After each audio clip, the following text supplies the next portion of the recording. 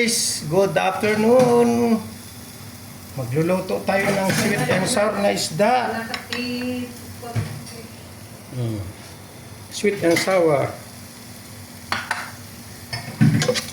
Gisa-gisa muna natin. Gisa-gisa. Lagyan natin ng bawang na powder yan.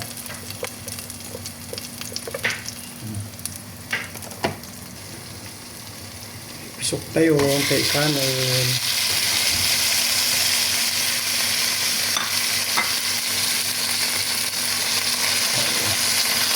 Baluktot siya guys.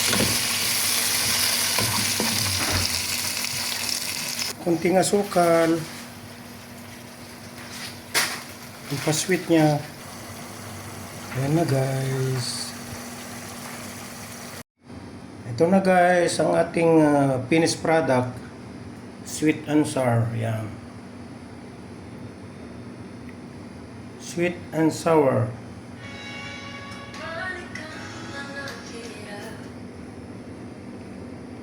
Huh? Okay, thank you for watching. Bye.